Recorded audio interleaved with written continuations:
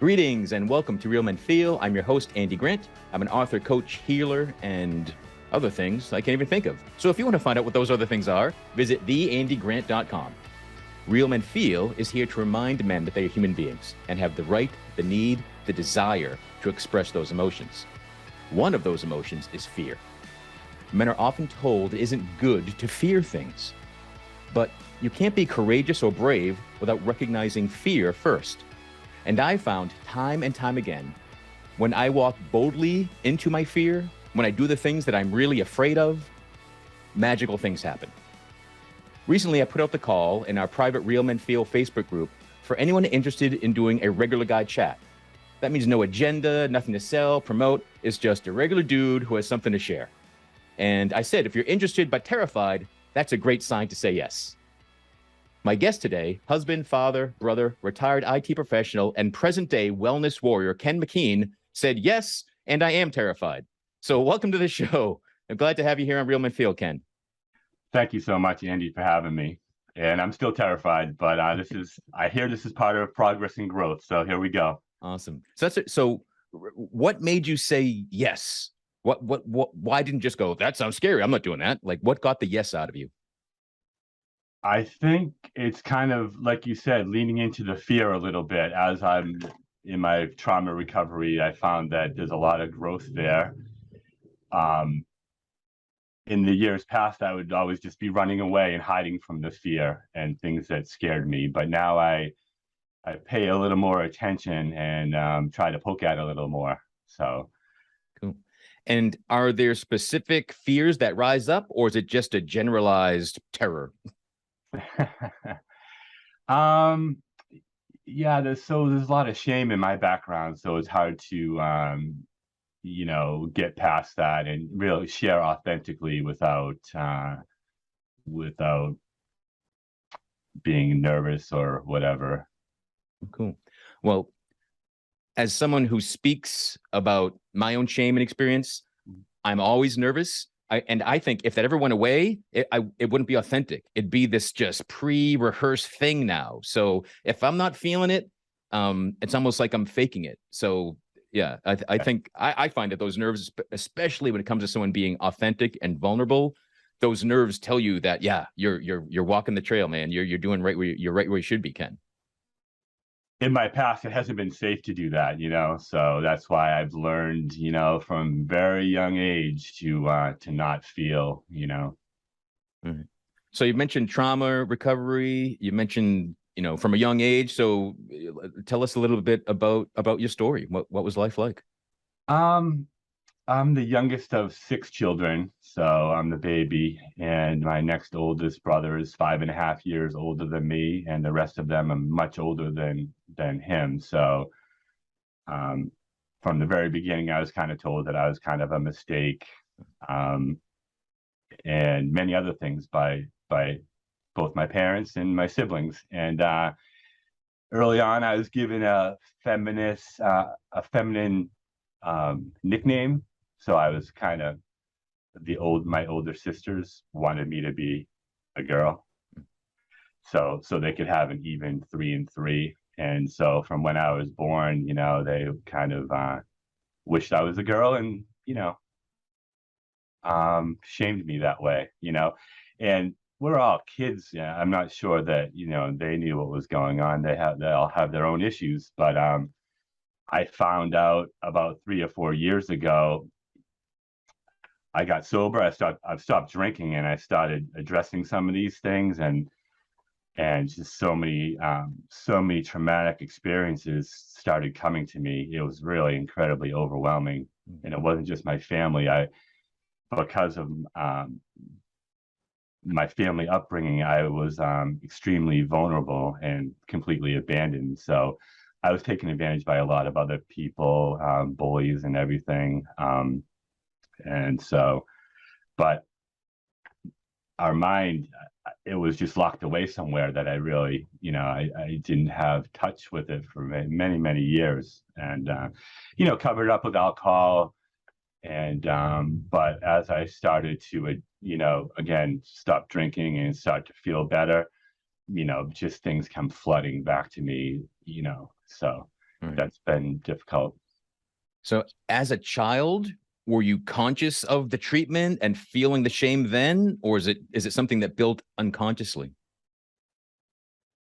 I think I felt it then. I felt it in my body, and just as a young child, just my reactions was just survival, really. I don't know that I felt it so strong when I was young, but as these things started coming back to me, I could see vivid scenes that have been corroborated by other people. That I forgot all about. Um, And how young were you when you turned to alcohol for some relief? I think the first time I drank was I was 12, Oh, and then my parents got divorced at 13, and really neither one of my parents wanted me even then. It was weird. It was a strange situation where the court let me decide who to live with, and normally that wasn't how it went. And neither one of them was stepping up for me. So I made a choice. Um, the rest of my family thought the choice was kind of selfish.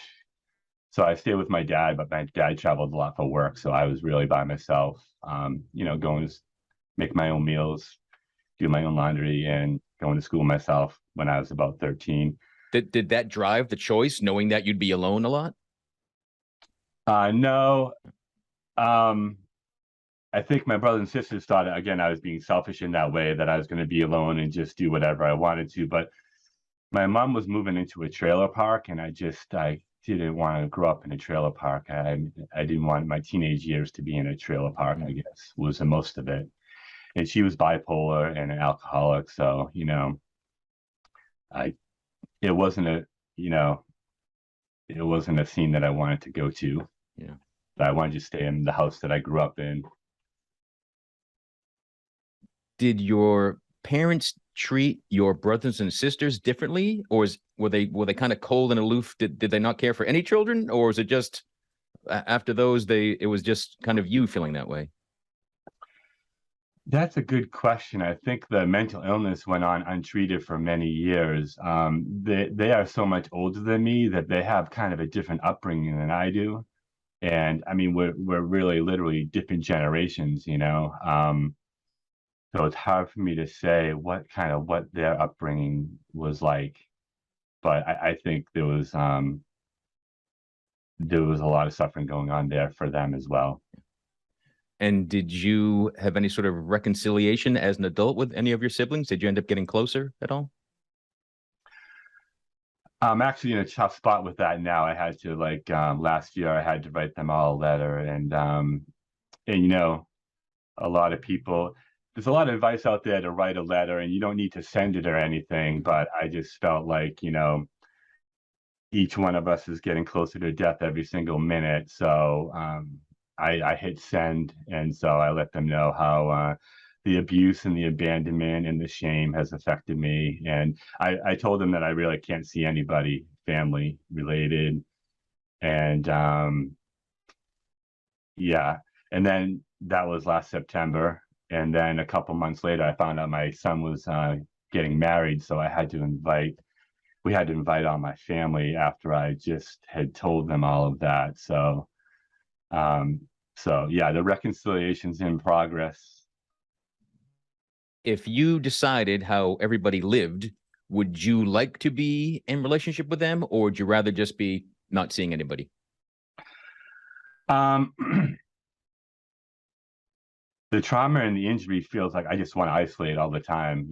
So that's really where I go right away, always. In fact, I have kind of this complex PTSD thing, and when I touch base with you, I was still in the midst of it. I just had a real trigger that I've been down for about 4 or 5 days, just really kind of catatonic. But I do know now what's going on. There was some years that I was triggered all the time. I didn't know what's going on. So I'm sorry, what was your question, Andy, about that? If you got to decide, would you rather have a relationship with your siblings, have a reconciliation, or just be alone and not ever deal with them? I would want a reconciliation with them for sure. I think the solitude and isolation and loneliness is not a good place for me to be Yeah, it's personally. not a good place for any human being. So yeah, that's so yeah, just give you full, nothing, permission, and that's a human need. So to think that there's something wrong because you don't like being alone, like, yeah, please, no one should do that to themselves. So it sounds like your healing really started fairly recently. About 6 years ago, I got an OUI, my third OUI. Massachusetts is not too friendly with these things. Uh, my other two OUIs were 30 years ago, and they were still going to use that against me. Yeah, so I went through hell um, in the most recent one, a 2 year long court battle, and it turned out okay. But so that was my most recent come to Jesus moment, I guess. So through college and career and as an adult, was alcohol kind of the main crutch for your survival, or like how else did you deal with the shame and the trauma and the PTSD that you've talked about? Yeah, mostly alcohol. Yeah, um, it's so ubiquitous, it's so normal, to drink and watch the game or whatever. So yeah, it was I drank every day. And Absolutely. were you consciously like, I've got to numb how bad I feel, or was it just, again, did it just feel like society? Did it just feel normal? It felt normal, but many days it was like I can't wait to get to that one to cover up these feelings. Yeah. Yeah. So with your sisters wanting to feminize you more, but you still growing up with that masculine role of like, oh, I can't have these feelings. These aren't good. Mm. So was there just this mixed message of, yes, express how you feel, tell people what's going on, but most of it was, shut up, Ken. Yeah, good question. No, those most of it is, there's no room for emotion in a family of six kids. We were told, I'll give you something to cry about. You know what I mean? Even as a little child, hearing that, so we were definitely taught to, you know, suck it up. So you have a son. Do you have more than your one son? Yes, we have two sons. Do you find yourself passing on that same message, or were you aware of it and tried to change it? Like how was it being a father? Oh yeah. I thought about that constantly. When we first found out we were pregnant, I didn't have good role models, so like I was afraid, but I knew so many things not to do. So that was my starting point. And from there, I'm kind of a researcher and a learner. So I do a lot of that in many different realms. So I just started researching about good parenting skills and things like that. It really provided a safe home for them. I am sure that I passed certain things down, but I tried my best to do the best I can. Yeah, and that's all any of us can do. Yeah. And ideally, our expectations of each other are just people do the best they can. And with our own growth, we discover that the best we can do, the best others can do, changes over time. Right? We have not even good days, bad days. We have good moments and bad moments when we're communicative, when we're supportive, and other times when we're shut down, we're angry, we're triggered. So, Mm-hmm. but yeah, it's so I do. I'm glad that you don't think anything was done by your family and upbringing intentionally to harm you. Right. But, yeah. Oh yeah, I know. I'm sure everybody was going through just incredible suffering in their own way. Yeah. If not for the OUI, do you think you would have changed anything? Uh, Probably not. Yeah. Probably not. I after I got through the court and everything, I quit my job. I was with the company for 38 years. So I would probably still be in that miserable, stressful situation. And yeah, things would probably be worse. Okay. So you quit a job that you didn't like at all to begin with, it sounds like then. Yes. It wasn't all right. So Yeah. was quitting part of your conscious choosing to start improving, changing life, or was it tied just into court issues? No, it was to improve my life. Okay. I often go back to the addition by subtraction rule, and I started taking things out of my life that just weren't working for me. And unfortunately, that was my career. But I got so much better by doing this, whether it was alcohol, medicines. The medical field is just killing us.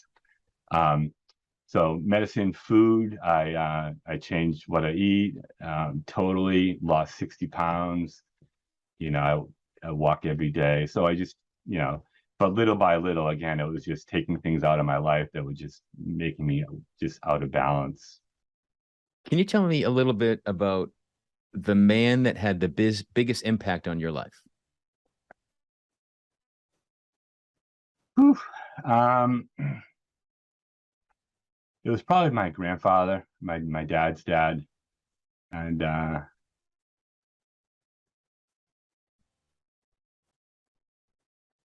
he was a calm, gentle guy. So he was my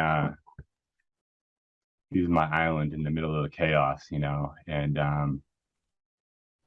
he died when I was probably maybe 12 years old, maybe 11. So way too soon for me. So he had a big impact because he was just loving and kind. What you need as a young kid. So at least had an example of what was possible for an adult in your life. Yeah. Does anything stand out as something you're proud of? Yeah, I'm totally proud of my two sons. They are incredible people, and I'm not just saying that because I'm their dad. I hear that. I've heard it from so many people. And I heard you recently say how hard it is to take compliments, and I think about that a lot because we do get compliments about our kids often, and it's hard. It's hard to take because we sometimes I take it for granted, but we've worked hard on everything that where we are now. So I'm totally proud of what they've done. They've both moved to California, got incredible jobs in Silicon Valley, and and many other things, accolades. So cool. As you get better at receiving praise for your offspring, can you take any ownership of helping to create the great men that they are? It's very hard for me to do. I just think I didn't fuck them up too bad, I guess is where I go, so yeah, no, that's difficult because I want them, they've done a lot of the hard work for themselves. So even when I say I'm proud of my kids, I feel like that's kind of selfish. It's like reflecting on me that, look at me, I'm proud, but like really it's they've done a lot of the work.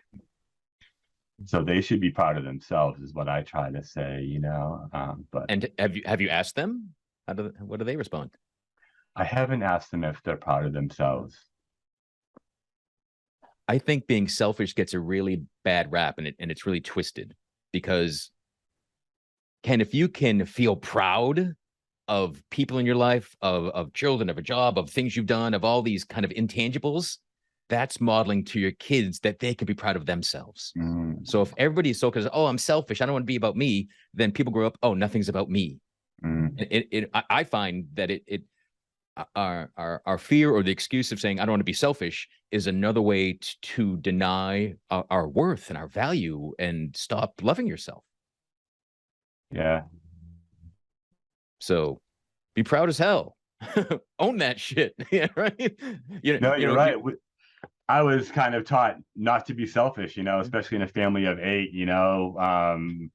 there's no room for that kind of any selfishness, but really, the last few years, it's all about putting my own oxygen mask on first, you know what I mean? Being a better version of myself every day and every week so that I can, help better help other people. Yeah. Like choices for your survival, choices for your growth, for your joy in life. I don't believe any of those are selfish choices. The selfishness that is negative is from the competitive side. Like, I'm going to take that from you. No, you can't have, but no, like feeling happy, feeling proud, like there's not some finite supply of that. You can't use it up for, like, your family didn't get like, here's your 5 pounds of pride, divvy it up amongst the 8 of you. Yeah. Like that'd be a for whatever laments we have about this world, like that'd be even a worse one if our emotions were somehow finite and limited and had to be parceled out and decide like, oh, is this really the best day? I should be happy, or should I save that? But unfortunately, too many men live like that. Like, we're not allowed to feel like, I meet so many guys that anger is it. And it's all the deny shame, but some guys can't even let themselves be happy. It's like angry and okay, like that's the peak. Yeah. And there's so much more to all of us. I was constantly triggered, but you talk about anger, like I could barely go out in society, just pissed at everybody all the time. So I'm glad to, just have certain triggered moments and not be just triggered all the time, So now when something triggers you, if you find yourself angry at a person, a situation, whatever it might be, what do you think you're really angry about? Yeah. It usually ends up coming down to not being loved and unworthiness, really complete vast emptiness inside. That's usually what it comes down to. In abandonment, fear of abandonment. That's usually what's behind everything. But if years ago I wouldn't even be thinking about or processing these things, but as they come to be now, I'm like, why is that emotion so strong? So I often try to analyze a little, but sometimes it takes a few days.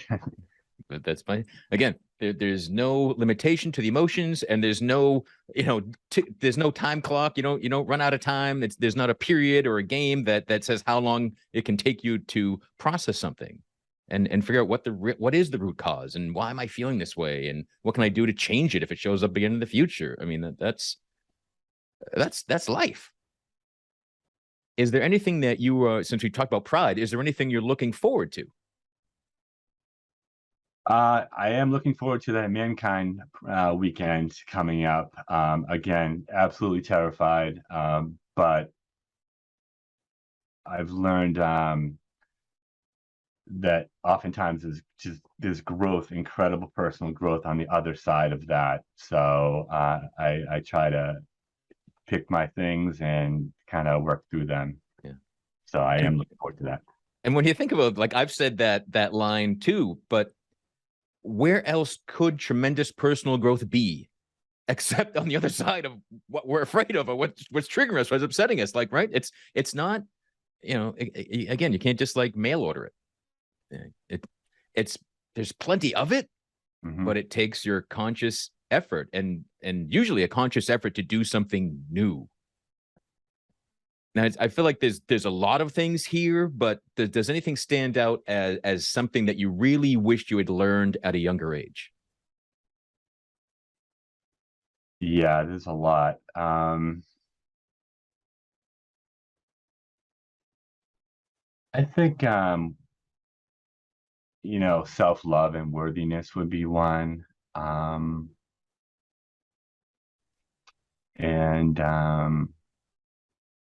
I don't know. That's a big one. That's yeah.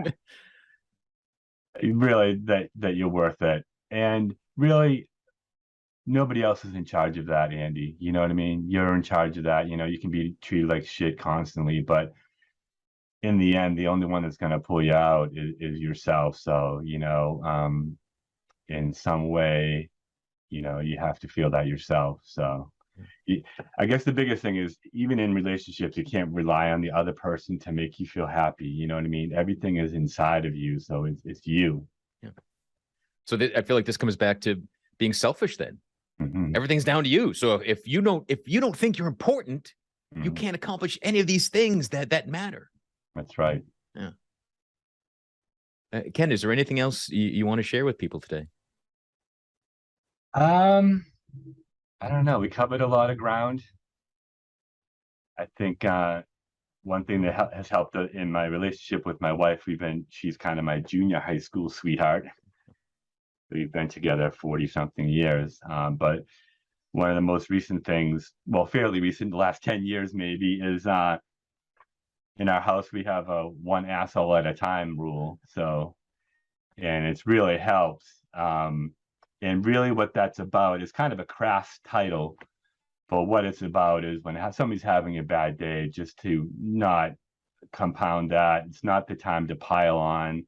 It's the time to create space and just let the person just throw up all the bullshit. And so we've had a lot of growth that way, and not just being so reactive to each other's situation, but just let the person have space. And maybe if there's things you don't agree with, you can talk about it later. But so I guess, and in general, in any conversation, is just giving space. A lot of people are just they're not listening; they're just waiting to talk. So I think we need more listening in the world. Cool. I've not heard that term of the one asshole at a time rule. So I really like that. And that's all I love. Every single person you could bump into, again, has these nuggets, has these things that work, has this turn of phrase, something to give that spark to someone else that really needs it. So really, sorry to interrupt, but one reason I am terrified and one reason I wanted to do this it would be a disservice for me, I feel right now, if there's just one person that got anything out of our conversation today, then it would be a disservice not for me to talk about it. So that's why I'm going to start talking a little more. Awesome. Amen. All right, great. So what are some of Ken's plans? What ways do you see or wish to be talking more about being you?